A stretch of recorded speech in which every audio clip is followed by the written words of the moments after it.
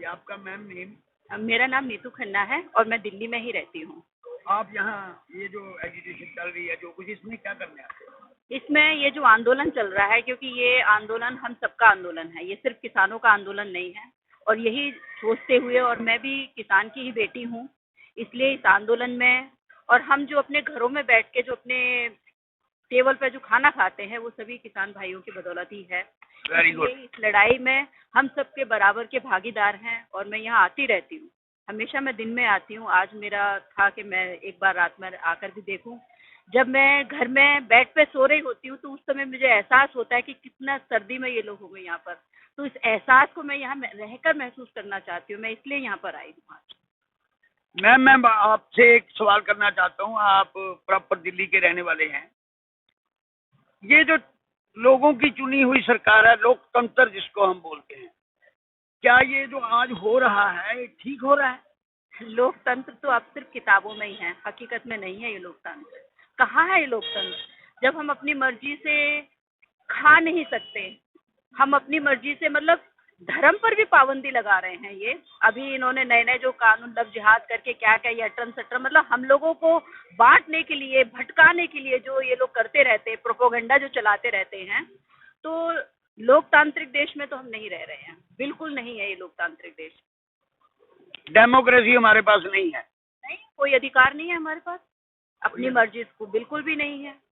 जिसको हम आजादी बोलते हैं वो बिल्कुल नहीं। बिल्कुल आजादी नहीं है। इवन कुछ कौमों को तो इतना ज्यादा डरा कर रखा हुआ है ना कि वो अपनी मर्जी से, मतलब वो विरोध की आवाज भी नहीं निकाल सकते। आप विरोध में बोल ही नहीं सकते, इस तरीके से डरा रखा है।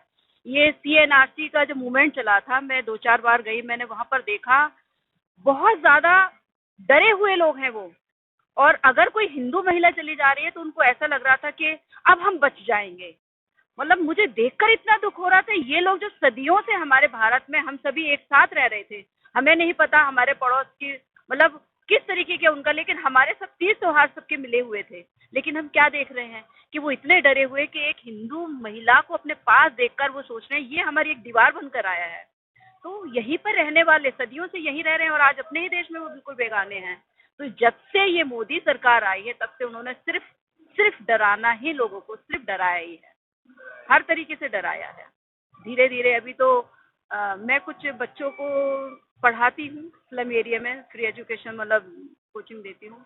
तो मैंने देखा पहले जो हमारे टाइम में जो किताबें होती थी उसमें हम देखते थे कि शहीदों के बारे में, नेताजी सुभाष चंद्र बोस के बारे में, मतलब अच्छे अच्छे लोगों की जिन्होंने समाज के लिए अपना जीवन का योगदान दिया, उनके बारे में होता था।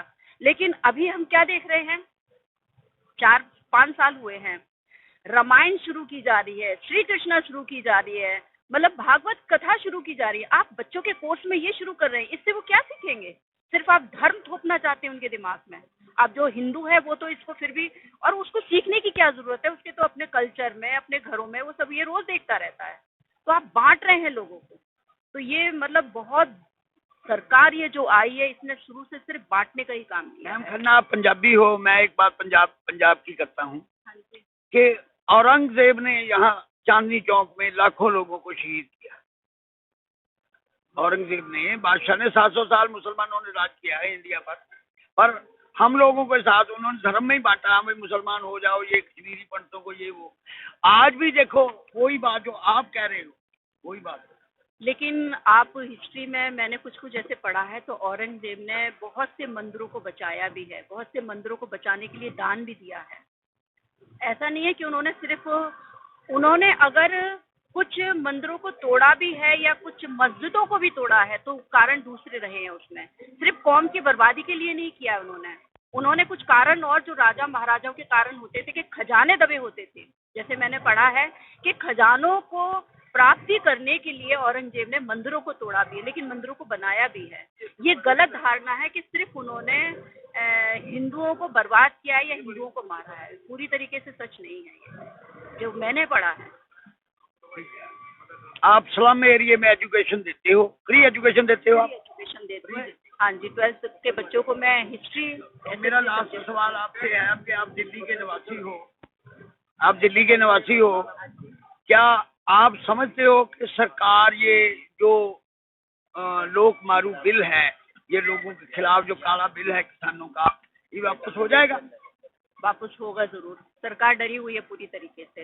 ये जो जन सैलाब है ना लोगों का, ये सिर्फ सिंगू बॉर्डर पर ही नहीं, अभी तो पूरे भारत में लोग इकट्ठा हो रहे हैं और सभी हैं इसमें शामिल, सिर्फ किसान नहीं है, सभी इसमें शामिल हैं। इसमें स्टूडेंट भी शामिल है, इसमें महिलाएं भी शामिल हैं, इसमें सभी वर्ग शामिल हैं और सरकार वापस लेगी, डरी हुई है पूरी तरीके से। लेकिन हाँ, उस पर कुछ डंडा है, अंडानी, अंबानी, टाटा, इन सब का डंडा है, जिसकी वजह से वो अभी पीछे हट नहीं रही है। RRS का भी रिमोट, RRS के आदमी भी। हाँ।